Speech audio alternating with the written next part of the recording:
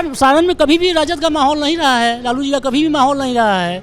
3 बार से सांसद राजीव प्रताप रूढ़ी रहे हैं, आज भी फिर रहेंगे, क्योंकि यहाँ छपरा से फिर वही पुराना सीट ही रहेगा। भाजपा के राष्ट्रीय प्रवक्ता हैं रूढ़ी जी, उनका काम अरबों खरबों में।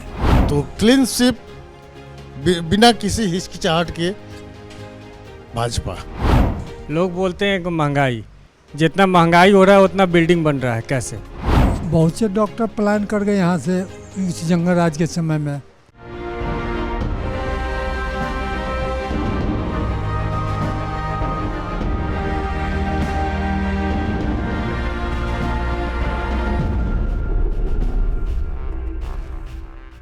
दिन में जिस तरह गर्मी बढ़ती जा रही है, वैसे ही सारण की राजनीति में भी गर्माहट देखने को मिल रही है और 20 तारीख को यहाँ चुनाव होने जा रहे हैं। तो यहाँ पर इस चुनाव से पहले कैपिटल टीवी की टीम मौजूद है सारण लोकसभा क्षेत्र में।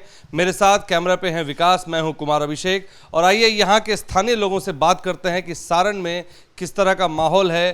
क्योंकि बात कर रहे हैं लोग यहाँ पे लालू प्रसाद यादव और यहाँ पे वो कैंप कर चुके हैं अपनी बेटी को जितवाने के लिए। वहीं उनके अगेंस्ट में राजीव प्रताप रूढ़ी जो स्थानीय सांसद भी हैं, उनके बीच में कड़ी टक्कर देखने को मिल रही है। इसी मुद्दे को लेकर हम बात करने आए यहाँ के स्थानीय लोगों से। तो आइए शुरुआत करते हैं, यहाँ पे पूछेंगे आपसे कि क्या माहौल है अभी। और कहा जाता है कि सारण जो है गढ़ रहा है लालू प्रसाद यादव का, अभी क्या माहौल है? अभी यहाँ माहौल है बिल्कुल एकदम मोदी में है, ठीक है। और यहाँ राजद की वोट मुश्किल से 30% यहाँ मिलेगी। क्या कारण हो गया कि जिस तरह से पहले माहौल हुआ करता था अचानक से वो चेंज होता दिख रहा है? सारण में कभी भी राजद का माहौल नहीं रहा है, लालू जी का कभी भी माहौल नहीं रहा है। 3 बार से सांसद राजीव प्रताप रूढ़ी रहे हैं, आज भी फिर रहेंगे। इस बार पूरा बेटी को चुनाव जितवाने के लिए कैंप किए हुए हैं, क्या लग रहा है? कुछ भी कर लें, चुनाव नहीं निकलेगा उनका। क्या बोलते हैं सर आप? चुनाव इसलिए नहीं निकलेगा कि सब लोग जो है मोदी जी के तरफ देखते हुए जी बीजेपी के तरफ में है। इसके चलते जो है चुनाव में शक है, क्योंकि लालू जी का भी सब लोग देखा हुआ है क्या किए हैं।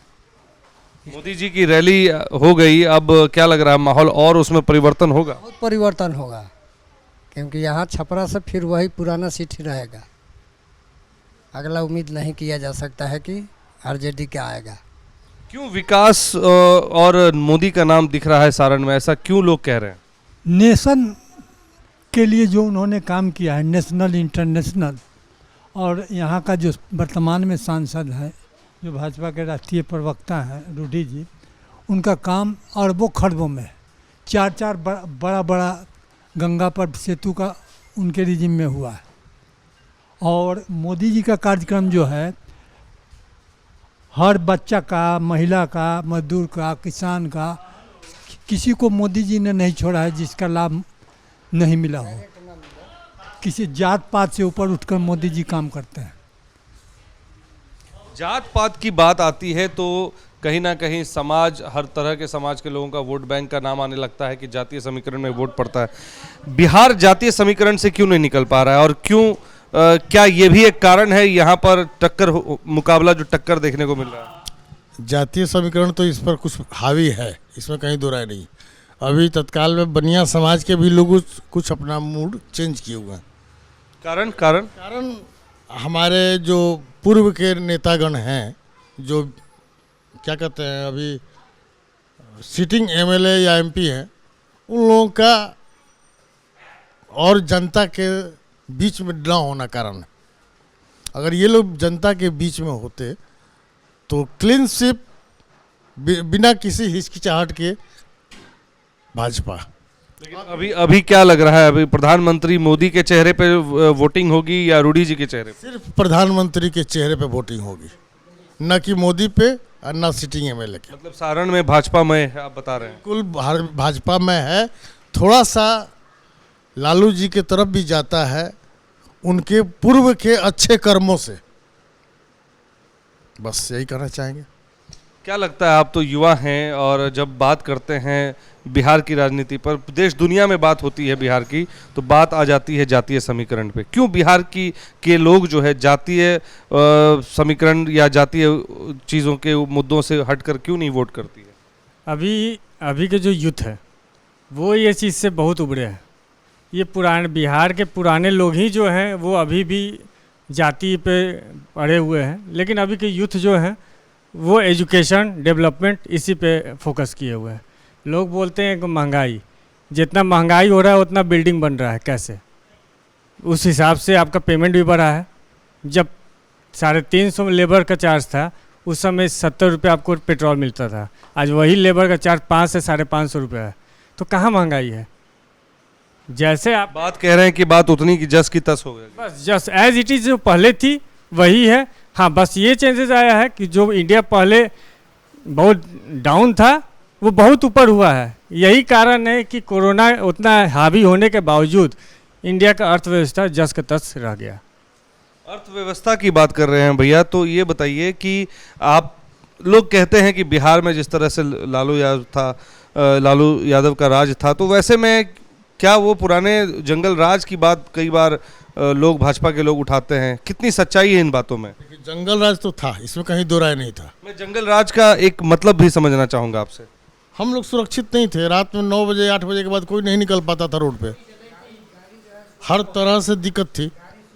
लेकिन आज की स्थिति ये है, आज की स्थिति, उस समय चलता था अपहरण का एक उद्योग था, अभी तो नहीं है।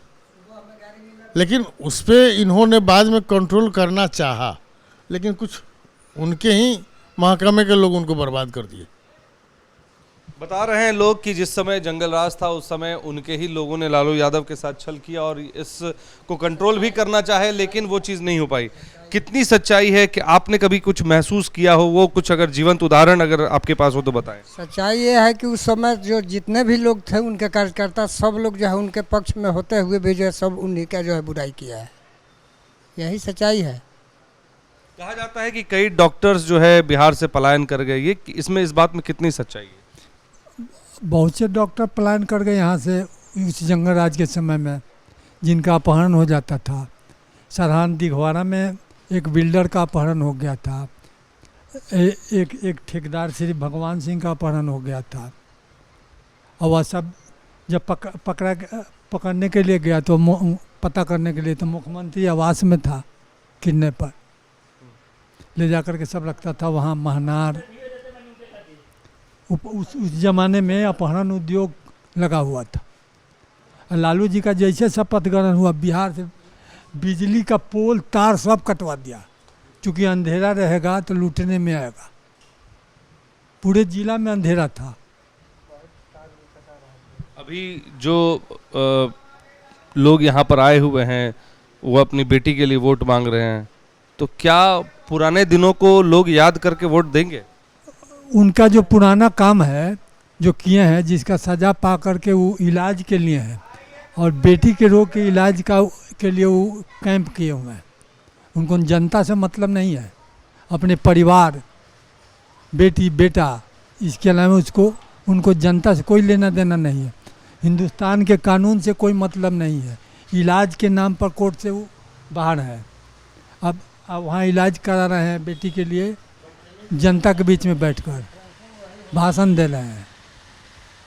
ये देश का ऐसा कैसा कानून है जो उनको ये छूट दिए हुए हैं। इस बार जो चुनाव है, प्रधानमंत्री मोदी खुद आए हुए हैं सारण, बात कर रहे हैं जनता से, उसका प्रभाव क्या सारण की जनता पर और ज़्यादा अधिक होगा? वो डेवलपमेंट में तब्दील होगी, क्या लग रहा है? बिल्कुल होगी। 10% जनता जो मोदी जी के विरोध में थे वो सारे फिर आ जाएंगे। क्यों विरोध में थे, क्या कारण रहा? अब कुछ इसका सबसे बड़ा कारण नीतीश बाबू हैं। नीतीश बाबू के चलते बीजेपी से कुछ लोग अलग हो गए थे, लेकिन फिर मोदी जी के आने के बाद फिर सब लोग साथ में। मोदी जी समझा लेंगे कि नीतीश जी क्यों? बिल्कुल समझा लेंगे, बिल्कुल समझा लेंगे। नीतीश बाबू का थोड़ा सा बहकाव जो है उनके वोट को 10% डैमेज किया था, लेकिन वो बिल्कुल धीरे धीरे ठीक हो जाएगा। तो देखिए, सारण की जनता के बीच जब हम आते हैं तो बात निकल कर आती है। लोग पुराने जंगल राज को याद करते हैं और कहते हैं कि एक बार फिर अगर वो आ जाते हैं सत्ता में तो शायद वो माहौल फिर से आ जाए, और यही लोगों का डर है। वहीं बात करते हैं नीतीश कुमार की, तो नीतीश कुमार को साथ लाना बीजेपी के लिए कहीं कहीं नुकसान होता दिख रहा था, लेकिन अब सारण की जनता का कहना है कि जब नीतीश कुमार के लिए प्रधानमंत्री मोदी जब बिहार का दौरा करते हैं, सारण में आते हैं, तो सारण की जनता का वोट जो है वो वाकई में बढ़ेगा। अब देखने ये होगा कि 4 जून को सारण का क्या रिजल्ट और क्या मूड निकल कर आता है, उस जिन से कौन सा पिटारा निकलता है और यहाँ से सांसद बन के कौन दिल्ली जाता है। मैं कैमरा पर्सन विकास के साथ कुमार अभिषेक, कैपिटल टीवी, सारण।